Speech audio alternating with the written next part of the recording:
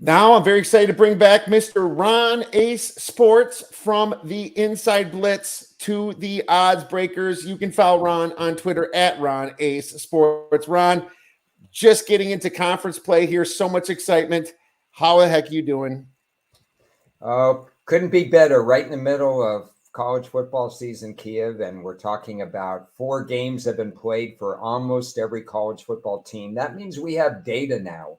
And all those 98 or 99 team previews I wrote, I don't want to toss them away because I wrote about different games and expectations all the way through.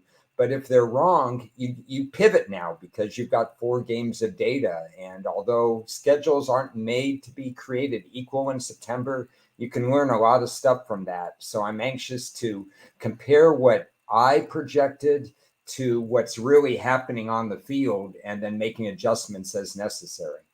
100%. And like, I love it because now that we have data, I think some people overanalyze it and forget the most important component when 4 weeks of data, which I think is strength of schedule. You know, there's a couple games that we're going to go over today that has a pretty significant strength of schedule difference because this data, you know, it's like if you really put it hand in hand, unless they're pretty equal in certain ways, you still got to sift through and say this is fake, you know, and that's the fun part about handicapping. So I can't wait to get into that. But before we get into that, tell me about your Iceland trip, man. I've been suggested by a few friends to go there during the summer.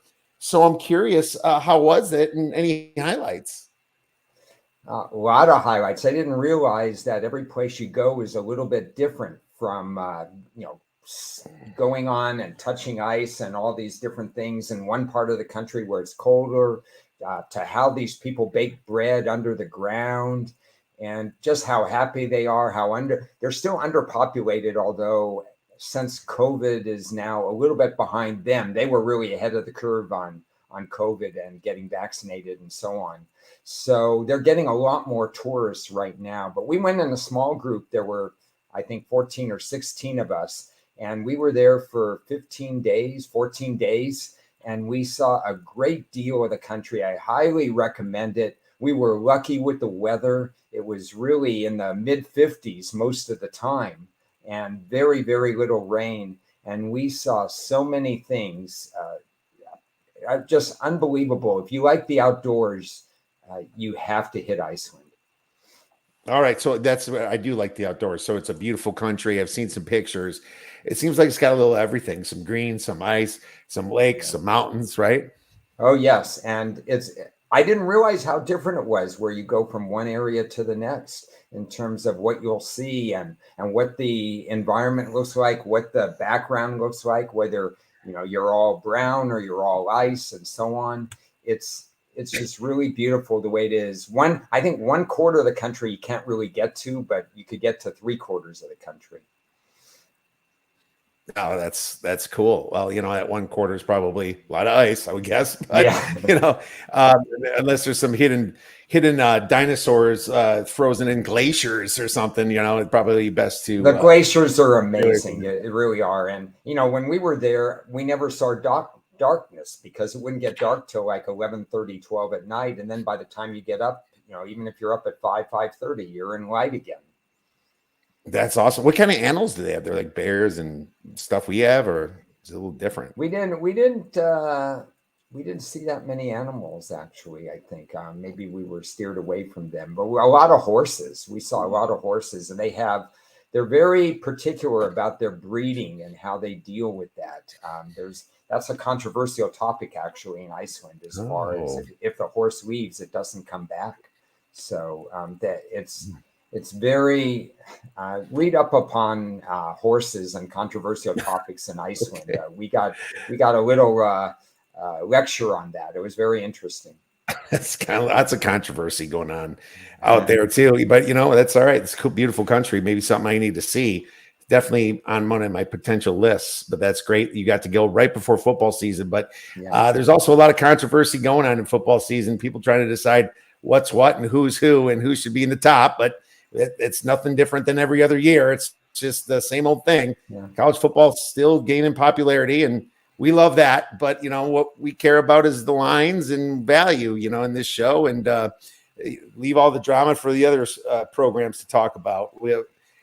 And that's why I always like to ask smart guys like you, Ron. I mean, just coming into the season here, I always like to ask who's might be a little bit undervalued coming in here to maybe not necessarily this week, could be this week or next week, that you might find some value in, and maybe we can ask overvalued after that.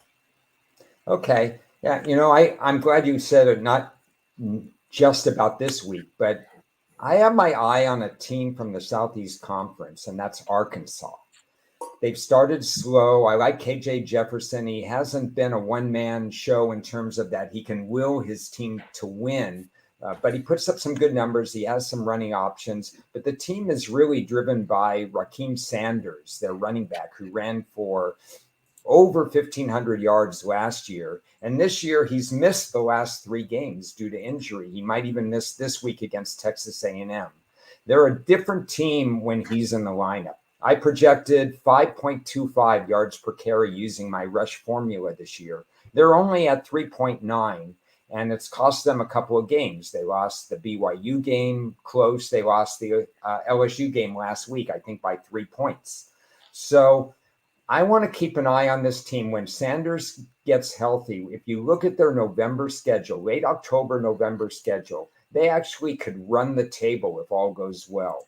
I think defensively, they played a little bit better. Their coach teaches a line of scrimmage. He's an ex-offensive line guru, their head coach. If Raheem Sanders can get healthy, I think this is a team to not overlook down the stretch. I'm always looking 1 or 2 weeks ahead, and that's why I picked Arkansas for this question. Any chance he comes back this week? He's questionable. Yeah, he could come back this week. I don't know if he'd be at full strength. A&M's defense is pretty tough. I don't necessarily see an edge in that game. I think he will have to play himself into game shape. They'd probably split his carries if he came back. But it would be interesting. Any sign that he runs for high yards per carry against A&M would be a good sign moving forward. And I still think that Arkansas is going to be a little bit undervalued because people look at the close losses. But I like it, and I think they have an interesting matchup on a neutral site this week against Texas A&M, and it's just kind of the repeat from last year. I did look at that game, and I might have a play on it actually. So that's an interesting one, and that we're probably going to avoid. But I'm going to go with Arizona, and we're going to talk about Arizona today a little bit. They're a team that's positive 2 yards per play, and that's a pretty big margin, 2.07. I know they didn't play a lot of big teams in Northern Arizona, UTEP, at Stanford, Mississippi State, who's kind of like the having a down year in the SEC, but I do see some positives for them. And I also like to look at turnover margin. Is it luck or is it sustainable? I don't know with Jaden Delora there. It's -5, but if they can clean that up, I think they can be very competitive. Let's go to overrated team that maybe could fade over the next few weeks that you think the media or maybe even the bettors like. Like I could have gone offline and gone Sunbelt or one of those. That would be very easy. But everybody knows who Colorado is. But even though I thought that they were going to be exposed big time last week, I still think they're overvalued and worth talking about here. Line of scrimmage data, and this is nothing against Sanders and what he's brought into the program with the 80+ transfers. He's going to get it right. There's no problem about that. He'll hit the transfer portal hard, much like USC last year went offense heavy. This year, they tried to go defense in the portal. I see Colorado just dominating the transfer portal again next year, but we're talking about now. And Colorado is still overvalued, I think, because they can't run the ball. They're running under 3 yards a carry. They can't stop the run. It was 5.0 per carry. It got worse after playing Oregon, again, with my rush formula. So it's going to be a little bit different than you see with the hard numbers. But basically, they can't run the ball. They can't stop the run. Their quarterback is getting hit at an enormous rate. It's just incredible. The schedule heats up. Remember, they played TCU. Game 1, TCU sent 9 players to the NFL. That wasn't the team that we're going to see down the road. Also, they played Colorado State, and that game could have been a Colorado State victory. And Colorado State is one of the weaker teams. Now they're going to really go up against a lot of good teams, not just USC, but down the road, they're going to play a lot more. They're going to play Utah to end the season, a few other tough games down the road. Last week before the Oregon game, their over-under win total was 6.5. I think they can threaten that, but I went under 6.5 because they're getting beat up. Sanders' son, one of his sons is beat up. Hunter, their fine two-way player, is seriously hurt, and I don't know when he comes back. Yeah, like liver damage, man. I mean, that was a disgusting hit he took too. And yes, I've been there when I played high school ball. I made that hit on kickoffs and stuff, and it felt really good. But when the guy's down, you're like, I don't even know what I thought. I was an idiot back then, But I mean, just watching it, it's like, dude, you don't have nothing to prove by doing that. It's like, the league's been trying to take away hits because of certain important reasons, and he was covered already against another guy. It's not like you just take a cheap shot like that. And I hope the kid regrets it. But it was really hard for me to find the value of Travis Hunter, because it's not just the value of the player itself; it's the value of what's below. And Colorado is one of the thinnest teams from top to bottom. It's like a massive difference. You have a few really big stars, and then you have a bunch of very low 2-star FCS grade type guys lower, because that's how it is for them. And that's why, injuries could absolutely ruin this team. So I understand your underplay on that, and very good points, Ron. For me, I'm going to say Oklahoma for now, because and I'm not saying they're not a bad team. I just think they benefited in a lot of their situations, especially from the turnover margin. And I do love teams that don't turn the ball over, but how do we know they're that team when they've only played Arkansas State, SMU, where they got turnovers, and they didn't score a lot of points against SMU, at Tulsa and Cincinnati. And being plus 1.8 per game is fourth in the nation in the positive to the turnovers. But I mean, playing a beat up Cincinnati team and nobody else hasn't really told me that you're that good. So I'm under the market on them, and I'm looking to fade them, but I'm guessing I have to wait till the Red River rivalry, where you're going to have Texas already probably an above 3-point favorite here. So it's going to be interesting for me to pick my spot. Maybe it will be that day, but I do like Oklahoma in general. I just think they're a little overrated.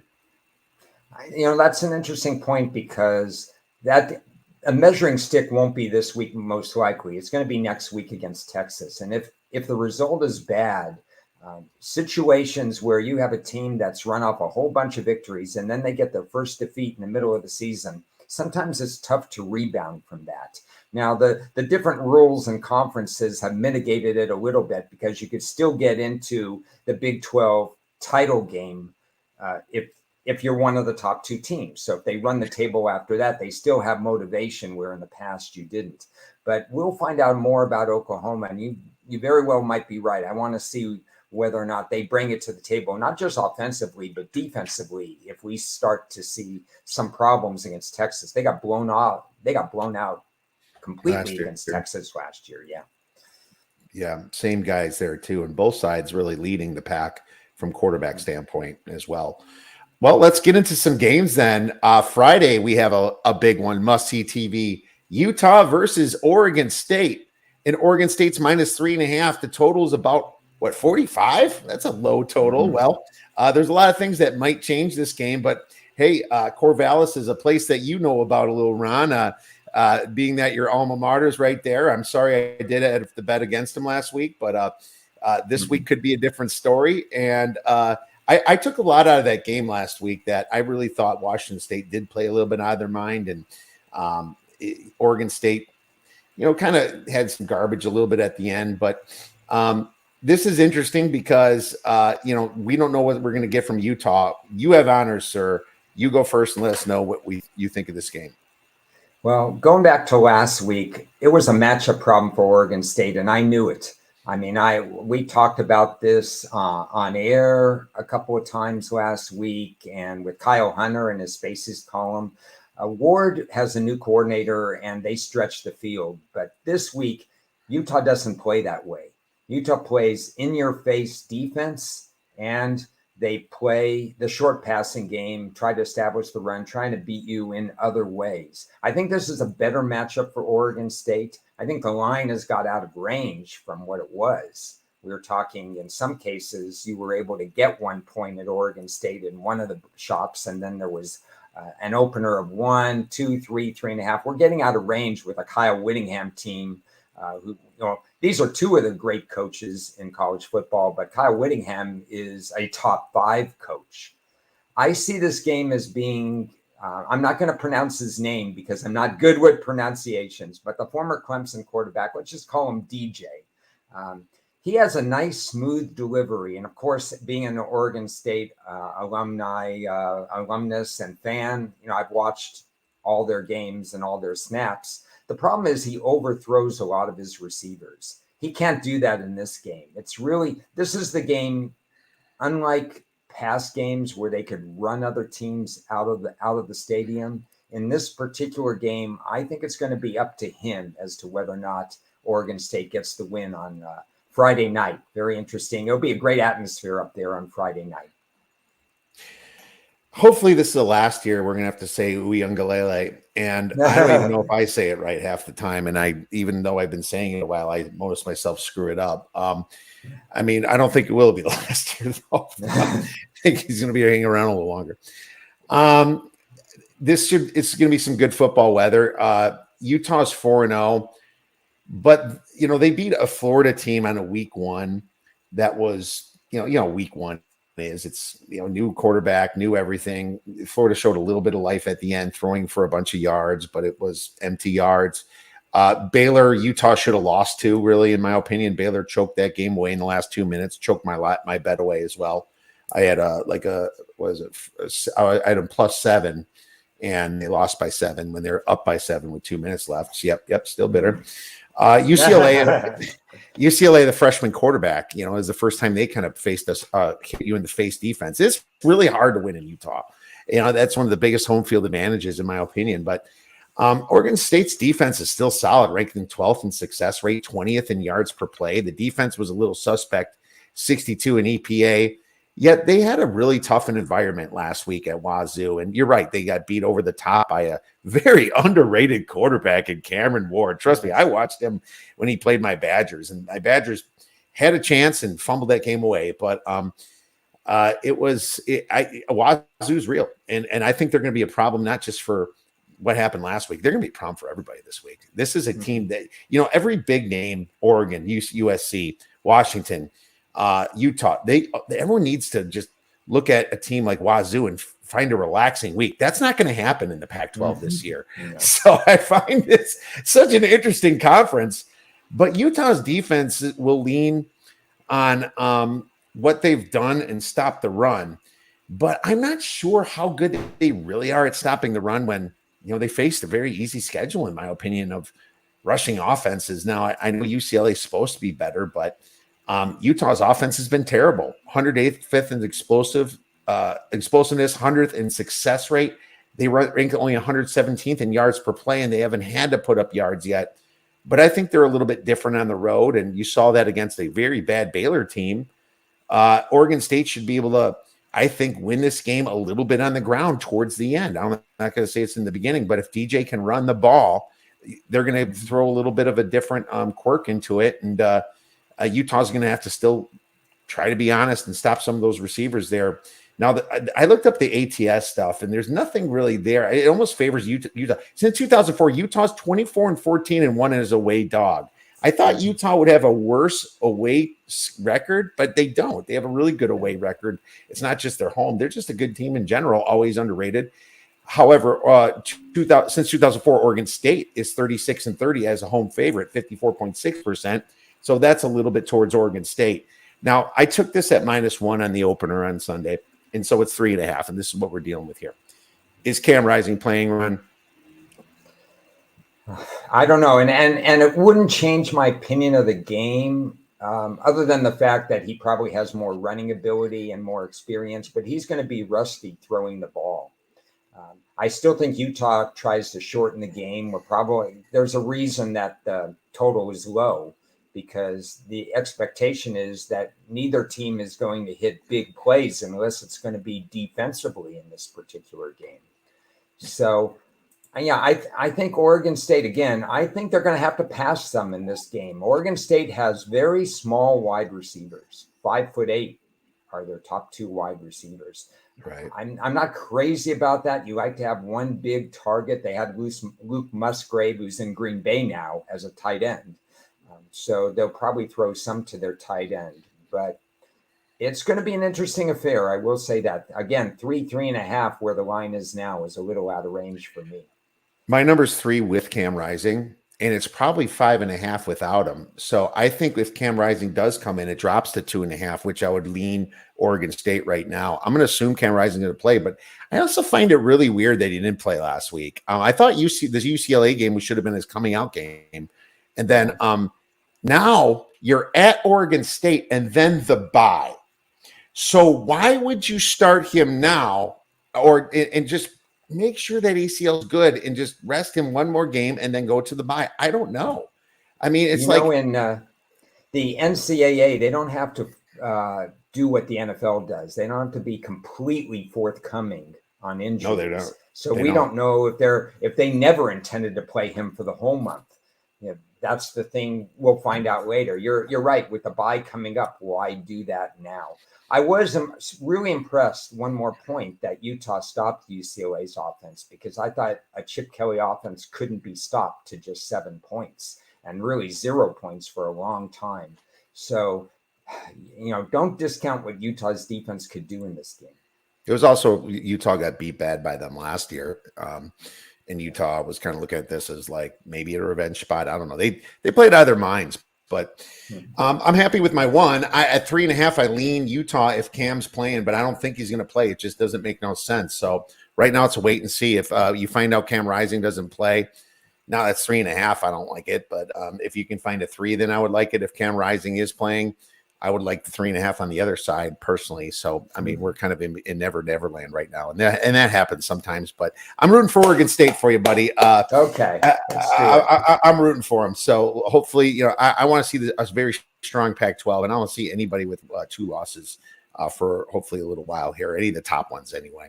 Yeah. Screw Cal and Stanford. Let's move on to another game. Florida versus Kentucky. And Kentucky is -1.5 now, 40 total of 44. Now, I bragged about getting line value on Oregon State, kind of like a silent brag, right? But I'm going to silent hate myself for having a bad bet right now, because I took Kentucky -2.5, -120. Now, I still like it because I think my reasoning is correct. But, it's funny. I listen to a lot of shows, Ron, and there's a lot of metrics involved and blah, blah, blah. It almost gets tiresome sometimes, but I'm a metric guy, so I understand it. But one metric that is not talked about enough, in my opinion, Ron, is home road splits. And I think that Florida is a poster child for that. I think that Florida is a terrible road team, and I think they're a great home team. My example would be if they went to Tennessee, 9 out of 10 times they're going to get blown out. But if Tennessee goes to Florida, 9 out of 10 times we're going to see what we just did a week or 2 ago. Florida blowing them out. I just think that Florida doesn't play well on the road. And I just think Tennessee doesn't play well on the road. But I think at home, you back them. I've always felt that about certain teams. And it actually shows up in the yards per play and other stats if you look at the home road splits. People blend stats a lot, and so does the market. And that's where you get numbers. But I think if you're really, truly looking for value, you need to pay attention to that. It's not home field advantage. It's just the mindset of the team, the players, the coach, and how they play on the road. It can't explain it. Mm-hmm. Now, I've seen enough Graham Mertz, Ron, in my life to wonder why the heck this is not a 3-point spread for Kentucky. Now, I know this is a big strength of schedule difference, and I hate betting a team that has had such an easy schedule. But at the same time, Florida, even though that they had the harder schedule, the win against Tennessee was more about Tennessee being flat, penalties being called on them, a little bit of issue with their coach there. Heupel was bad that game. It was more about Tennessee and Florida.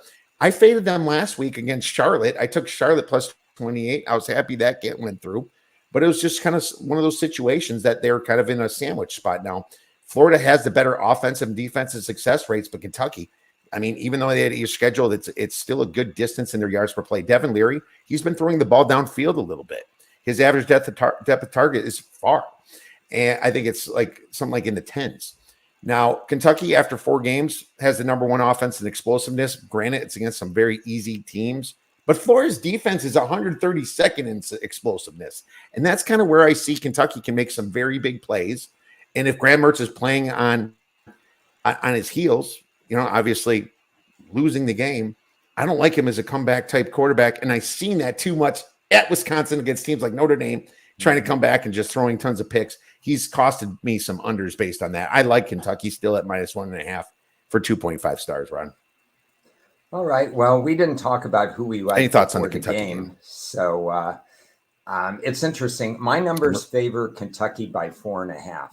So if you shop around, there is several sites actually have Kentucky -1 right now. And I think even though Florida's 3-1, I don't know how good they are, to be honest. And we don't know maybe we don't know enough about Kentucky because they're 4-0, but they haven't played a tough schedule. But I like the fact that even compensating for who they played, my data still supports Kentucky. If you compensate various ways and you massage the data a little bit, they're saying, okay, they ran 5.0 against this team. They'd only run 4.0 if they were playing Florida or something like that. I still come up with Kentucky because their offense has been really hot. They have a running back, Davis. He came from Vanderbilt, and he's run, I may not have the exact numbers, but he's running over 8 yards a carry right now, I believe. And last year, Florida gave up 4.8 yards per carry on my compensated rush formula. This year, they've been much better, but this is going to be a really big test. I would personally like Kentucky, even with Devin Leary at quarterback, to feature the run more against Florida, just like Oregon State did in the bowl game last year. Right now, Florida has, again, I think Florida has some limitations defensively that can be exposed with a good Kentucky game plan. 123 pass attempts for Kentucky, 93 rush attempts. I think they need to run the ball a little bit more in this spot. I like Florida's running back also, Eat to Win. He has run for high yards per carry. He may be slowed down, but not stopped by Kentucky. But I think Davis is the better quarterback. You mentioned home road splits. Up until the last 2 years, Florida owned Kentucky anywhere. But Kentucky has won the last 2 games. And I actually think Kentucky is being a little bit undervalued in this spot. Like I said, I have my numbers at 4.5, and you can lay 1 right now. I do think that Kentucky, with a balanced offense, can win this game outright. Yes, I agree with you 100%. I'm having a little connection problem. It might be on my side, Ron. So I'm going to see if I can fix that in the meantime. But why don't we get into the next game? Clemson versus Syracuse. Syracuse is +7. The total on this game is 52.5. This is an interesting game, to say the least. I love how Hughes has played Clemson tough over the past 7 out of 9 games. They've covered the spread, and that's like, I think Clemson's like crutch, if anybody, over the last 9-10 years is Syracuse. But I'm gonna see what you have on this, if anything, and then I'll give my 2 cents. Okay, well, you set the stage pretty good. I'm glad you picked this game. 7 points. The game opened either 7 or 7.5, depending on what shop. I don't see it staying at 7. I think you're going to see it come off 7. The kicking edge is with Syracuse. We've seen Clemson uncharacteristically have some kicking problems this year. Motivation is with Syracuse. They want to get over the hump. They played some close games against Clemson. They know they can hang with Clemson, but they have tended to lose. Now, of course, they've been getting 20-some points many of those times, and they've been losing close games. Every once in a while, they sneak in a win. But this year, Syracuse has to think that they can outright beat Clemson, who now has 2 losses. They're pretty much out of national title contention. They can still do damage in the ACC, but they're coming off that overtime loss to Florida State, and it's just a bad spot for them. I like the experience that Syracuse offers at quarterback. What else can I tell you? I think that Clemson, you know what you're getting. Clemson stops the run. They're really good at stopping the run. Without an experienced Syracuse quarterback, I think there'd be a little bit of a problem because Clemson's front 4 remains stout. But overall, I just see Syracuse as a real opportunity for them to win this game outright. So we'll see what happens. I do too. I took the 7. I wish I saw the 7.5 in time. I know I took it on Sunday, but maybe it was too late. But I am with you here. I think that Q's is here, and I really think that it's going to go also for the victory to whoever turns this ball over less. Kate Klubnik has been a little sloppy with the ball. He's thrown a few interceptions, a few fumbles, as you saw last. Very veteran, solid quarterback thus far. Clemson has definitely had the harder schedule.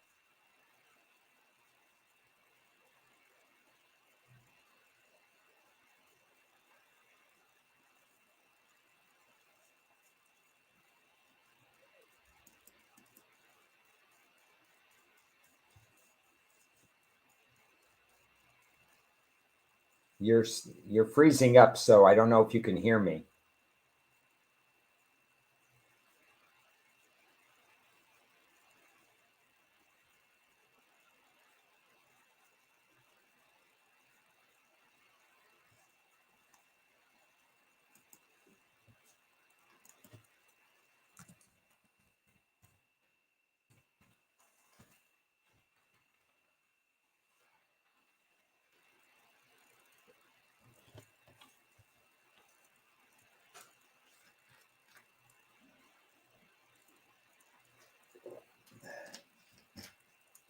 Sorry about that. There you are. I'm almost ready to switch to mobile, but anyways, we're in agreement with Syracuse. I'm taking them plus 7, 2.5 stars. Washington versus Arizona plus 18, 67.5 is the total here. You picked this game, Ron. Why don't you go and let us know what you think? Well, I sort of like both teams in this game because Washington, even prior to last week, I had them rated ahead of USC and ahead of Oregon. I just think they were flying under the radar. Now people have caught up with them a little bit. I'm seeing their power ratings higher by other people I respect. But I had them number 1. I was a little surprised at their pass defense, even though they keep sending people to the NFL. It hasn't missed a beat. And their running defense is pretty much on my projections. They're averaging 50 points a game. Penix is a Heisman contender.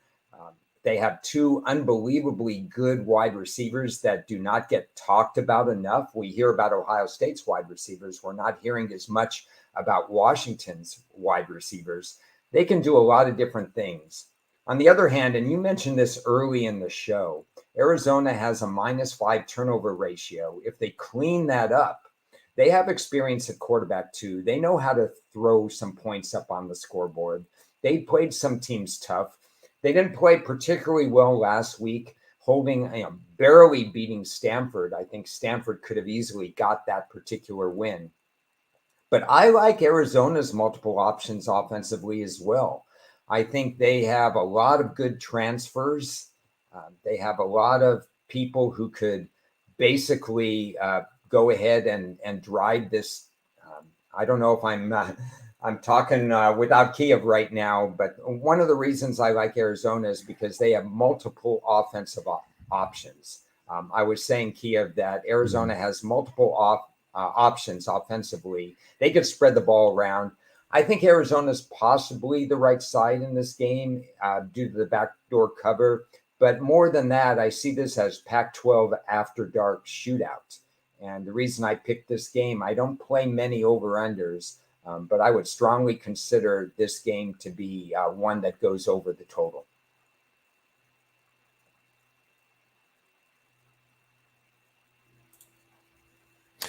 So you're on air. So you're liking Arizona plus the 17 or plus the 18, right? Yeah, I'm kind of leaning with Arizona and more of a stronger lean with the over. All right, sounds good. Stronger lead the owner again. And yes, I'm still trying to fix this, but I think it's better now.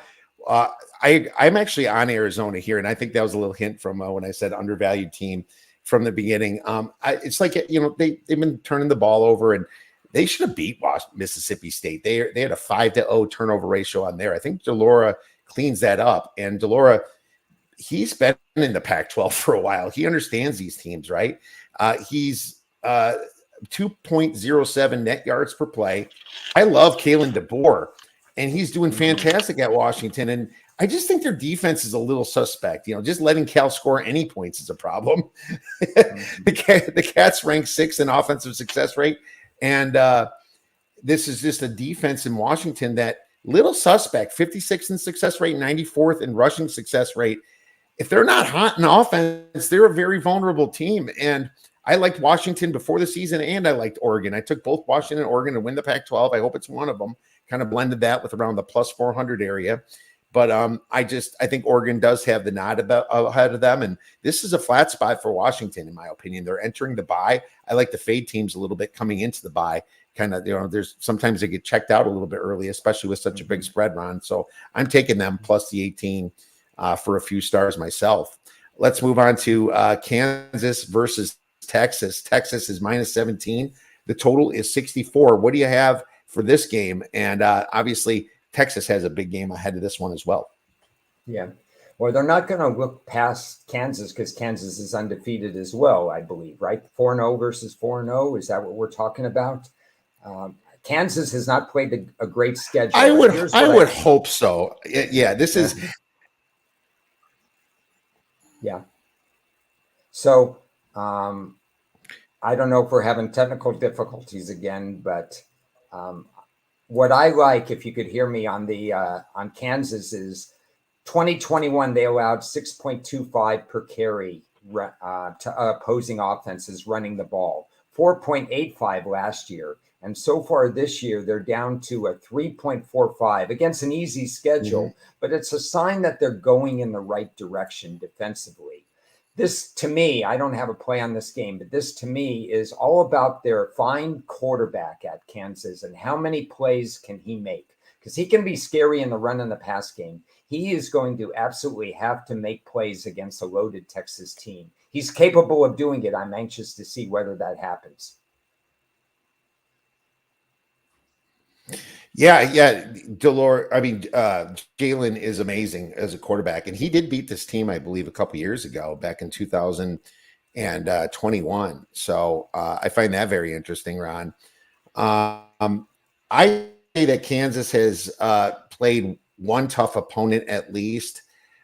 I mean, BYU's win, I guess Arkansas was a little suspect, but you got to say Texas has definitely had the much harder schedule. I mean, Bama, right?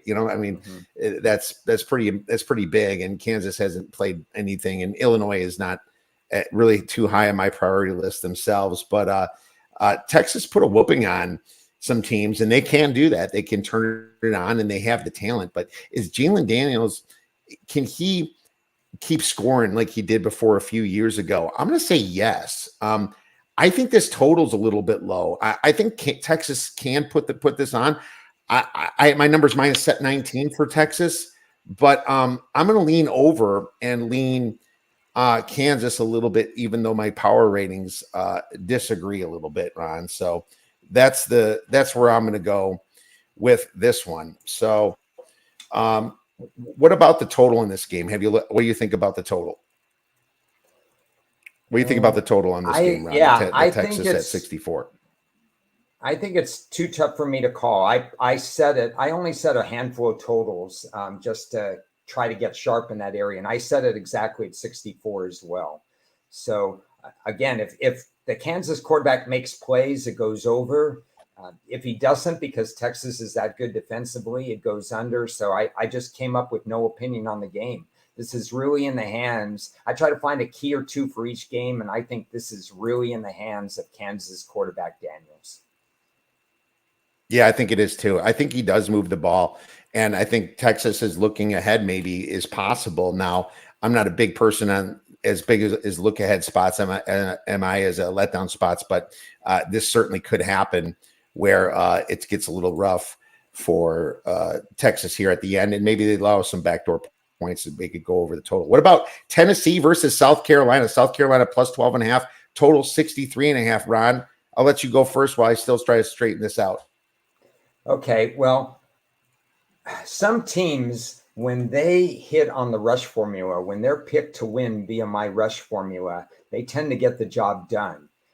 And Tennessee is one of them. Over time, this has been a very strong situation for Tennessee. In the last 61, they're 39-22 against the spread when the rushing data after 4 games or more favors them. And in this particular case, it does favor them. So immediately I look and see that data and say, well, do I really like Tennessee? There are some good points to South Carolina. Spencer Rattler has really matured as a quarterback. Oh, yes, every once in a while you'll see him up with a multi-interception game. But there's no question that he can light up a scoreboard. It's possible that he could throw for 350 or more yards in this game. And also Shane Beamer comes from that vaunted Beamer family of special team prowess. And that's bode well for South Carolina in the past, where they have covered underdog spreads, won outright at times, including last year against Tennessee, because they dominate special team play. But with all that being said, South Carolina's running game is down this year. Tennessee's running game, they have 2 guys who could run the ball very, very well. Milton has, in some people's eyes, has underachieved, but I don't look at it as underachieving. First of all, he gets to play a South Carolina team that's not great against the pass. And secondly, he does have an 8-to-1 touchdown to interception ratio. He's still throwing over 60%.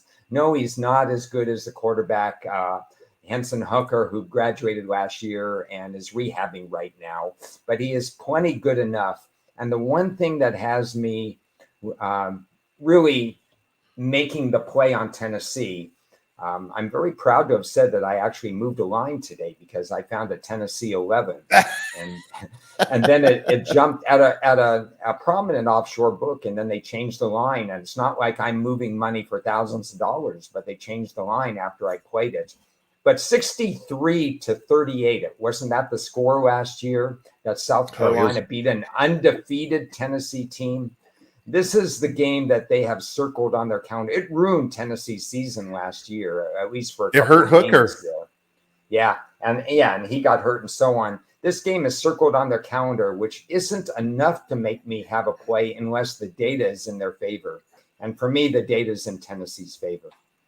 All right. Well, I mean, you have agreement from me. Not a lot of disagreement today. It looks like, that happens. I mean, I'm happy about that. It's, we do disagree once in a while, but not today.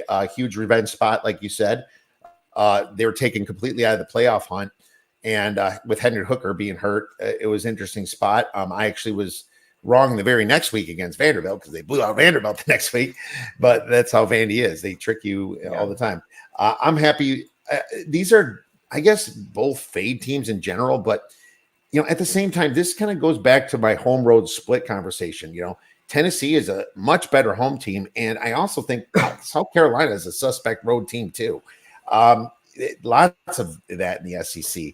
South Carolina, I mean, they have the defense is pretty bad. 117th in success rate. They give up over 6 yards per play so far. Now I know they played North Carolina, and obviously, so they have had a harder schedule, but my number is higher than this. It's like 13.5, and I'm at 12.5. I keep scratching, wonder why it's not 14, but I'm going to watch this, see if there's any contrarian side that knocks it even lower for me. I don't need to rush into this. Maybe if I miss it, Ron, but I have agreed with you. I have a lean to Tennessee for sure. In a lot of spots, I would take South Carolina. I probably will take South Carolina as a dog during the season. I just look at not the power ratings, not anything else, just the matchup analysis. And it sure looks like to me that Tennessee is going to win on offense. And Rattler may be the guy, maybe he throws for 4 touchdowns, but South Carolina is probably going to be one-dimensional offensively themselves unless they get the running game going, which they haven't so far. So you've got a team that can beat you via the run and the pass versus a team that I think cannot beat you via the run in South Carolina. Oh, for sure. And that's going to come to fruition here. Now, South Carolina's defense, 123rd in passing success rate. Well, what does Tennessee like to do with Heupel? They definitely throw the ball, and they're going to get some first downs just, through the air, I think, too. So that's, that's what I'm going to key in on. And being such a big home game for Tennessee, this is a big revenge spot for them. They're all going to get up for this game. There's probably not even a spread big enough that you should lay in that, or that you can't lay in this, is what I'm trying to say. This could be a 20-point victory, 30-point victory, something like that. Strong lean to Tennessee. You might have talked me into that side, so we'll see. We'll see what happens. That's always a good thing. I mean, the numbers match up; they match up, and that's important. Well, let's do a little hodgepodge now. I'll pull up our Betfred odds screen and just kind of throw out a few things. What do you think about Thursday's game, Middle Tennessee State versus Western Kentucky, Ron? I was looking at Western Kentucky a little bit. It's the spread 6.5. The total on this game is 60.5. The total's assuming that one of these teams aren't scoring a ton because, Western Kentucky scores a ton. So it makes me worry from the Middle Tennessee State side, but Western Kentucky has their flaws. They don't have the greatest defense. They don't really run the ball a lot, but I don't think they're going to need to beat Middle Tennessee State. I'm kind of close to leaning Western Kentucky on this myself. Any quick thoughts on that one? My power ratings have this Western Kentucky as a much higher favorite. And because of that, and because it's one of the conferences that I don't write about exclusively, I tried to pick into the numbers and say, why is this so low? What am I missing? In general, Middle Tennessee has been a good road dog over the years, but this seems like a matchup problem. They've had trouble versus that kind of offense. They've had trouble against Western Kentucky. I would have a strong lean or a play to Western Kentucky.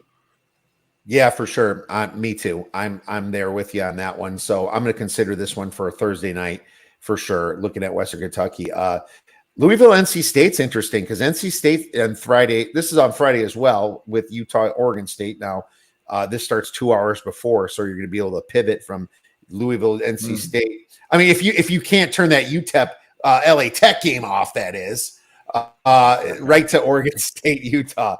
So you also have 3.5 home dog here. I will tell you this: Friday nights, I do not like betting against home dogs, and you have Louisville that I think is slightly overrated. They've been passing really good, and Jeff Brom's offense is fantastic, but this just feels like a hit you in the mouth game for NC State, Ron. I have conflict in this game. First of all, I think the line is a little high. It should not cross 3. Secondly, I've been wrong on Louisville in terms of a season win projection. Louisville is winning a bunch of games, and I thought there'd be a coaching transition. I thought there'd be a little bit of a down, and they've kind of hit the ground running.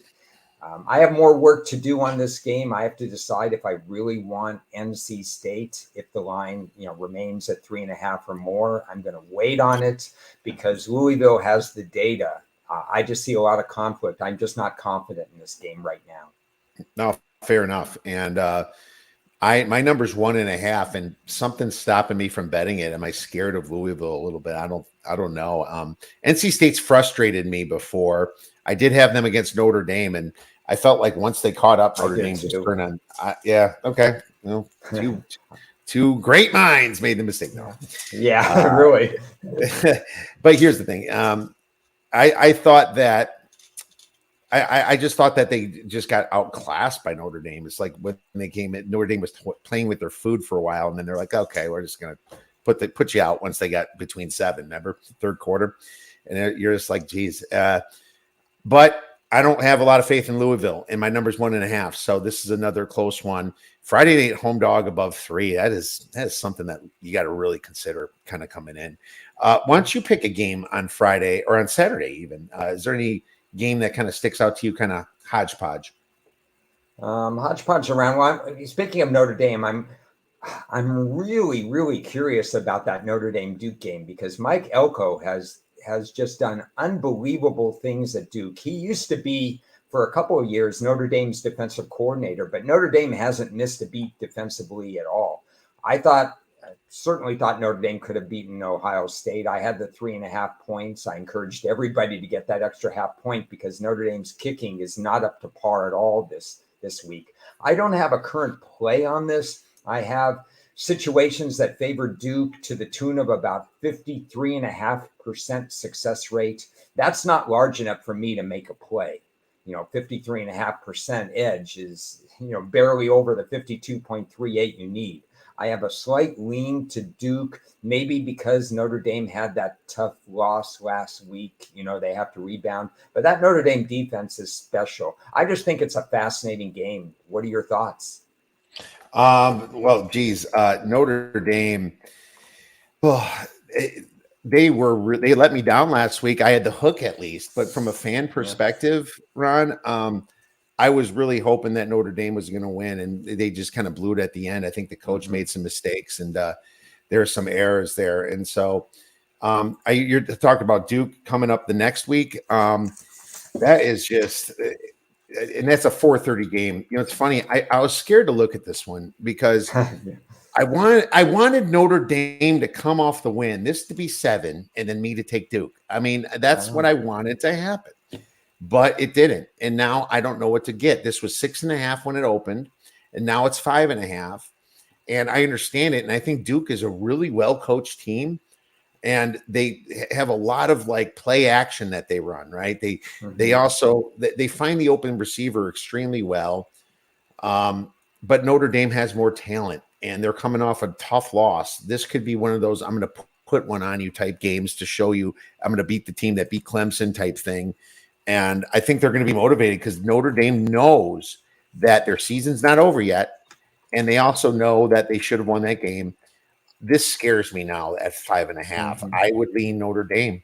I would. It's not really, What about you? And you think, are you making a play? I'm most likely not making a play. My lean would be Duke, but it's such a slight margin in my area. I just think I'm better off just watching the game and learning from it. I think it's the kind of chess match games that I like. I generally don't like 52-45 shootouts. I don't necessarily like 13-10 games if both teams are so inept offensively that, what are they doing? But Duke and Notre Dame can both play offense, but they can also both play some pretty good defense. So if this is a 13-10 game, it's going to be a hell of a game. Yeah, it is. And the under is what I would lean, I guess, if anything. I could see it going over, but I think that this is definitely a situation where now you don't know what you're going to get from Notre Dame. It could be a letdown too. And then you have Mike Elko. Mike Elko he's had this game circled for a while. I mean, you kidding me? This is their big game, I mean, of course they have to play Clemson. Actually, Duke's got a really hard schedule compared to last year, but I mean, they do. They massively, and you can't really say that, that Northwestern win was worth much of the way that Northwestern's been looking over the past few years, but they got at Florida State. They got at Louisville later. Duke's got at North Carolina, and then at Virginia. Yeah, it's a little bit easier. And I guess Duke does avoid. Never mind. They beat Clemson. They have to play the tough ones yet. North Carolina, Florida State, both. So they have their schedule worked out for them. But I mean, they're a ranked team now, and they're at home, and Notre Dame's the favorite. But Notre Dame's ranked 2, of course. But no, this is tough. What's funny about Penn State is I almost think that they're a little bit overrated I don't know. It's a weird situation where they're also, I think they're number 1 in turnover margin, and they got to play Iowa without Lackey, their best pass catcher, and their best running backs. It's almost like, so what? So what? You beat them 30-something-0, and Penn State is just the same team to me. I think they're a little bit more poised. There's no Clifford this year, and I just see that, same old boss type of thing, meet the new boss, same old boss from the Who, that good song from a long time ago. But I just feel that I could see Penn State just having a rough time at Northwestern now. Do I have the nuts to take plus 27 at Northwestern? Not really. I mean, no, but Northwestern did come off a big win against Minnesota They got to overtime and they were down 21. I just don't think Penn State's defense would allow Northwestern back into this game if they're up 21. I think, and Franklin likes to cover the spread. But would it shock you to see all of a sudden, oh my God, barn burner, 23-20, 2 minutes left in the fourth? Would that shock you? No, it wouldn't shock me, Ron. Well, James Franklin owes me a little bit of money from that. I mean, what if a guy gets injured in the last minute of the game? That's my biggest complaint, is that I know that's his style. At least I now know that's his style after seeing that happen. But if somebody gets injured, that's just inexcusable when you're up 3 touchdowns or whatever they were up at the time. Obviously, the game was over. So at one point, he'll pay me back and I'll get some money back. I don't know if it'll be this week. Yeah. He owes me money too. Trust me. He owes me money. I have one game I want to ask you about. Sure. I find it fascinating because I think both teams are playing far below expectations. Pittsburgh and Virginia Tech. I mean, Phil, that quarterback who's now at his second or third school, he's just a disaster. And I thought that would happen. At one point, he was considered, since I follow the draft and write about the draft for so long, he was considered a first-round draft pick. And I said, what? The guy has no pocket presence. And it turns out he has no accuracy either. But then I expected a little bit more about from Virginia Tech this year. And I've been let down with that too. These are 2 underachieving teams. Can you make any sense of it? Because on paper, I'd like to lean Pitt in this game. Well, he's questionable, Jurkovec is. And you know, that's interesting. I remember that everyone and their mom 2 years ago or 3 years ago bet the Boston College over 6.5, and it went to 7.5, 8. I think it closed at 8. And then Boston College lost Jurkovec, and everyone said, well, we had bad luck. We lost Jurkovec. Well, it turns out he might not have took you over either, because everyone thought that, like you said, and he's been a failure, and now he's questionable coming into this game. But what's the downgrade here? I don't know, and I don't know much about Pittsburgh's second string. I can't research everything. I don't have the time. I don't. So I don't know if he's playing this, but it's interesting to see Pitt's still a favorite here against a Virginia Tech team that can be very feisty. I always like to pull up the injury reports midweek and find out Virginia Tech's not exactly super healthy because Grant Wells, their quarterback, has been missing time as well as they had Watson, one of their quarterbacks that was suspended. So you're looking at a game that we don't even know who's playing quarterback on either side, really. Yeah. I don't think Wells can play. It's an ugly game, and I think that's a game I want to stay away from, or maybe bet the under because of the quarterback issues, and always check the weather. But I think as it gets colder and colder, and we have to start looking more towards unders. And I know the clock stoppage has affected it some, and I haven't been as good this year on totals. I admit I've been better on sides. So that's an interesting question that you asked me that, because it's an ugly game and an under the radar game, and we should pay attention to those as sports bettors for sure. I'll bring up one last game here. We'll dig one out here. San Diego State versus Air Force. Now, Air Force is minus 10.5. The total is 43.5. I watched Air Force come back against San Jose State, and I tried to middle that game with like a 10-point middle. I teased I had Air Force -3 early, then it went to -6, and I teased it from 6 to 12 with another game. I actually lost because San Jose State just got blown out at the end. Air Force showing resilience here. And if you watch how bad San Diego State's rush defense was against Boise State, you would have thought they were Kent State or UTEP or somebody like that from last week. So this line has Air Force -10.5, but I think that this is very coverable for them, no matter what my power ratings say, because of the matchup itself.